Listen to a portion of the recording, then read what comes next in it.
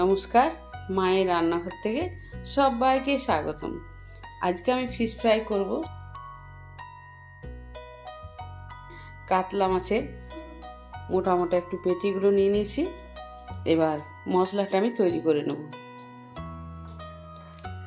এখানে ধনে পাতা দিয়ে দিলাম, প্রথমে কিছু রসুন দিলাম আর কাঁচা লঙ্কা, লেবুর রস দিয়ে দিচ্ছি,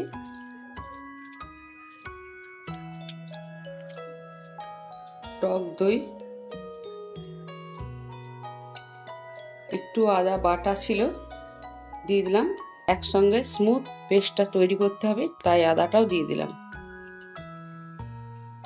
বিট লবণ দিয়ে দিচ্ছি হাফ চামচের মতো। হয়ে গেছে, দেখুন ঠিক এইভাবে পেস্ট তৈরি করতে হবে। এবার আমি মাছগুলো নিয়ে নিচ্ছি।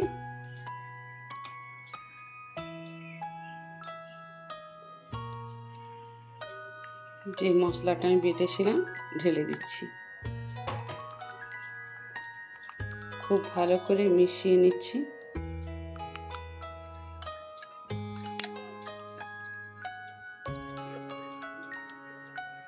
নর্মাল লবণ দিয়ে দিলাম, আবার নুন দিয়ে ভালো করে মেখে ফ্রিজে 3 থেকে 4 ঘন্টা আমি রেখে দেবো। কারণ ফ্রিজে রাখলে খুব ভালোভাবে মজে যাবে আর মাছের ভিতর যে মশলাটা দিচ্ছি সেটাও ঢুকে যাবে। গোলমরিচের গুঁড়ো দিয়ে দিলাম, আবার আমি ভালো করে মেখে নেব।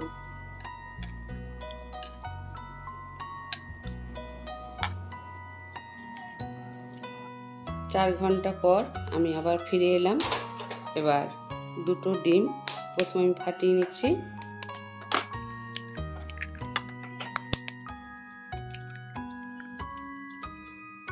নুন সামান্য একটু দিচ্ছি, কারণ ম্যারিনেটের সময় আমি নুনটা দিয়েছিলাম।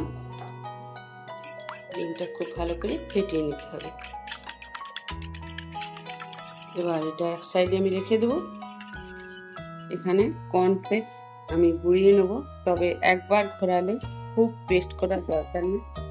একবার ঘোরালে যেন একটু ফিসফিস থাকে। ব্রেড ক্রাম্ব দিয়ে হয়, আবার নেড়ো বিস্কুট দিয়ে করলেও হয়, নেড়ো বিস্কুট গুঁড়ো করে নিয়ে করলেও হয়, তবে কর্নফ্লেক্স দিয়ে করব, টেস্টটা আরও বেড়ে যাবে। এভাবে দেখুন গুঁড়ো করে নিয়েছি, যেমন ব্রেড ক্রাম্ব হয় সেইভাবেই করেছি। এর থেকে বেশি ঘোরালে একদম পাউডার হয়ে যাবে। এবার কর্নফ্লেক্স গুঁড়োটা আমি ঢেলে দিচ্ছি। এবার মাছটা আমি ডিমের মধ্যে ডুবিয়ে দিচ্ছি।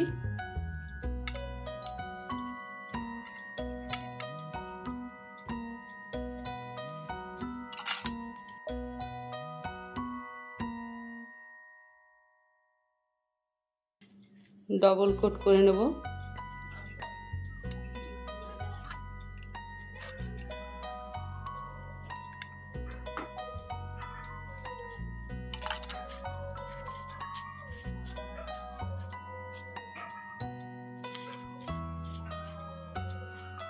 খুব ভালো করে চেপে চেপে দিতে হবে। আমি একটা করেই দেখালাম, বাকি যেগুলো আছে এবার বানিয়ে নেব। একটা ছুরির সাহায্য আমি সুন্দর করে একটু শেপটা দিয়ে নেব, দেখতে সুন্দর লাগবে।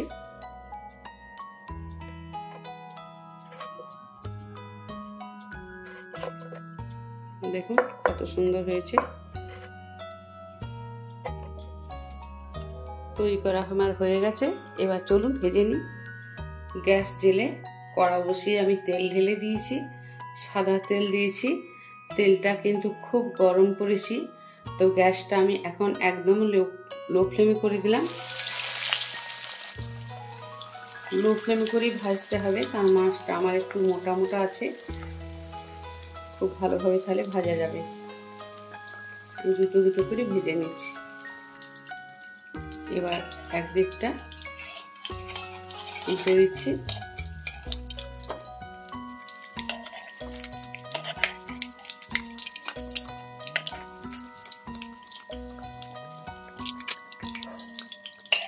আবার একদিকটা আমি আরেকবার উল্টে নিচ্ছি। এভাবেই উল্টে পাল্টে ভাজতে হবে।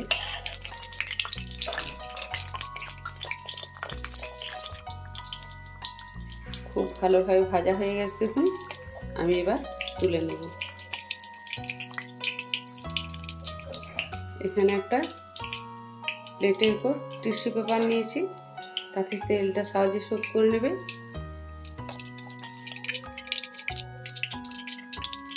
ফিশ ফ্রাই আমার একদম রেডি হয়ে গেছে। ভিডিওটা যদি ভালো লাগে আপনাদের মূল্যবান মতামত জানাবেন, এটা আমার অনুরোধ। ফিশ ফ্রাই এভাবে বানিয়ে খাবেন, খুব সহজেই হয়ে যাবে। কাতলা মাছের ফিশ ফ্রাই করলাম। ভিডিওটা লাইক, শেয়ার, সাবস্ক্রাইব করার অনুরোধ রইল। সবাই ভালো থাকুন, সুস্থ থাকুন। ধন্যবাদ।